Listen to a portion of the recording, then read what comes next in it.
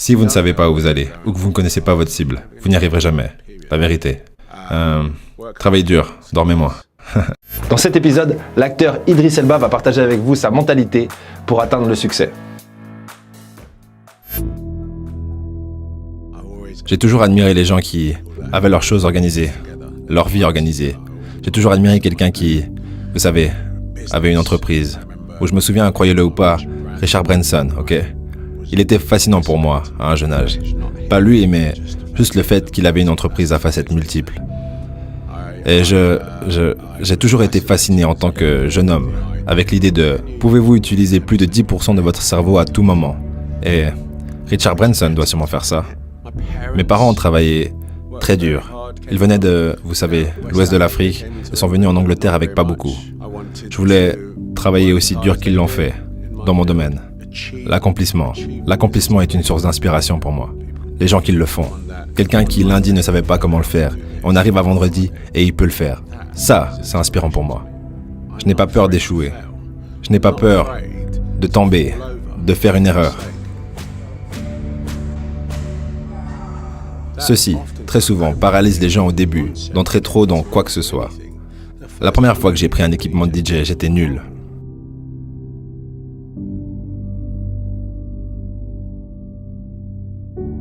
Nul maintenant. Mais je n'ai pas peur de ça. Je n'ai pas peur de ce sentiment. En fait, il me propulse. Ça fonctionne de la façon opposée.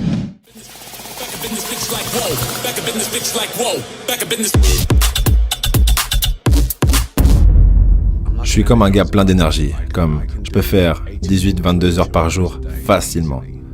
Et c'est fou. Ce n'est pas très bon pour vous. C'est certainement l'un de ces composants pour moi en tant qu'être humain. Mon habilité, ma génétique, qui me permet de continuer à avancer avec efficacité. Je suis un vétéran en ce qui concerne la capacité de regarder une opportunité et me dire « Est-ce que ça va m'emmener plus loin ou pas ?» Vous savez, certaines personnes n'ont pas cette faculté. Mais c'est quelque chose qui se développe. Vous savez, c'est pour ça que la plupart des fois sur 10, tous les chefs d'entreprise font ça depuis longtemps. Parce qu'ils peuvent intrinsiquement prendre une décision en un clin d'œil. Mais ça s'apprend. L'autre chose qui est importante, je pense, que c'est de garder la tête baissée. Vous savez, gardez votre tête en bas comme quand je nage 25 traversées. C'est garanti que si je lève les yeux et que je commence à compter ces traversées, je serai fini à 15 traversées. Si je mets ma tête vers le bas et continue à nager, que je travaille ma technique, que je travaille mon rythme interne, je travaille ça, je frappe cette longueur. Je ne sais même plus sur la combienième traversée je suis. Je vous garantis que quand je regarderai vers le haut, j'en aurai fait 20 et il n'en restera plus que 2 ou 3 à faire. Et c'est un dispositif très simple, mais je pense que les gens se retrouvent à vérifier incrémentalement où ils en sont.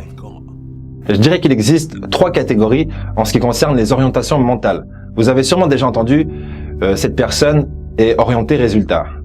Et du coup, quelles sont les 3 catégories? La première serait orientée plaisir. Et c'est assez explicite. Ça veut simplement dire que la personne est orientée plaisir. Donc, elle chasse le plaisir, elle fuit la souffrance. Bien sûr, cette personne peut avoir des objectifs par-ci, par-là, mais elle n'a pas forcément une mission de vie. La deuxième orientation mentale, je vais y arriver, c'est être orienté résultat. Il y a 2 problèmes avec les personnes qui sont orientées résultat. Le premier problème avec les personnes orientées résultat, c'est simplement que dès que le résultat sera obtenu, il n'y aura plus autant de raisons de continuer à travailler aussi dur.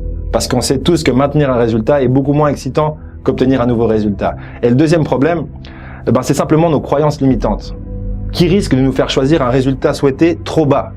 Alors qu'une personne, et là ça me fait venir à la 3e catégorie d'orientation mentale, et du coup c'est la catégorie orientation processus. La personne qui est orientée processus, bien sûr qu'elle a un intérêt pour les résultats qu'elle obtient, mais avec ou sans résultat, elle est là pour le process. Elle est là pour justement baisser la tête et charbonner sur ce qu'il y a à charbonner. Et ça, vous savez, quand vous êtes comparé à quelqu'un d'autre ou quoi que ce soit, c'est juste une recette pour la catastrophe. Continuez juste à avancer, vous savez. Je trouve que c'est le plus important.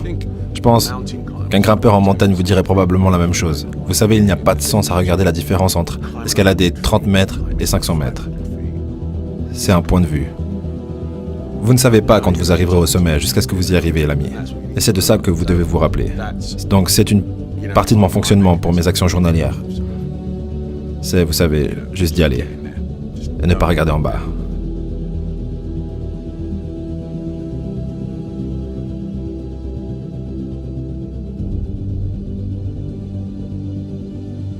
Plus je grandis, vous savez, j'ai 43 ans.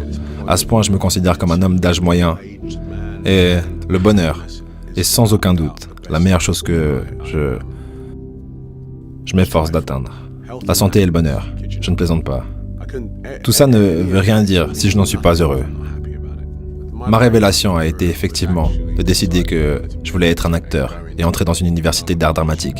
Pas une université d'art dramatique, j'ai fait des cours d'art du spectacle. Ça a changé ma vie. Ça a transformé mes rêves en réalité. Ça m'a donné une cible réelle et tangible qui m'a fait réaliser « Oh, en fait, je pourrais faire ça ». Ça a été ma révélation, parce que c'était une révélation de mon esprit. Et ensuite, ça s'est transformé en « En fait, c'est vraiment un travail, ce truc ». Et là, ça a été la révélation qui a laissé partir cette idée que c'était juste une blague. Lorsqu'il s'agit de travail, je trouve que c'est vraiment intéressant de revenir aux sources. D'où vient le mot « travail » ? Eh bien, il vient du latin populaire « tripariare ». Tripariare, je vais y arriver. Et qu'est-ce que tripariare? C'est simplement, ça veut dire torturer avec un objet de torture qui est le tripalium. Ludo va vous faire découvrir qu'est-ce que le tripalium, même si c'est pas très joli. D'ailleurs, étant donné que la star de cette vidéo s'appelle Idriss Elba, je me permets rapidement de faire un clin d'œil à un autre Idriss. Idriss Aberkan, chercheur en neurosciences. Vous en avez sûrement déjà entendu parler, il a écrit le livre « Libérez votre cerveau », qui se trouve d'ailleurs dans la description en livre audio sur Audible. Et il parle et s'exprime sur le sujet justement de la productivité du travail et de la neuroergonomie avec plus de professionnalisme que je peux le faire. Donc je vous encourage fortement à découvrir son travail, mais peu importe, gardez à l'esprit que la nature du mot travail vient du mot torture. Et c'est une erreur, ça fonctionnait pendant la révolution industrielle, ça ne fonctionnera pas plus longtemps. Actuellement, vous avez besoin que votre travail soit l'équivalent de votre passion si vous voulez être productif. Et j'ai réalisé que je pouvais réellement en faire une carrière, ce qui a été ma plus grande révélation. Bien sûr, il y a eu de nombreuses révélations au cours de ma carrière et dans ma vie, dont je suis tous fier. Mais rien d'aussi fort que cette réalisation que je veux devenir un acteur.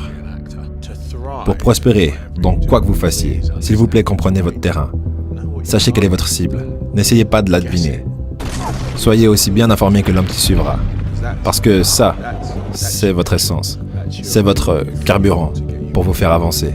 Si vous ne savez pas où vous allez et quelles sont vos cibles, vous n'y arriverez jamais.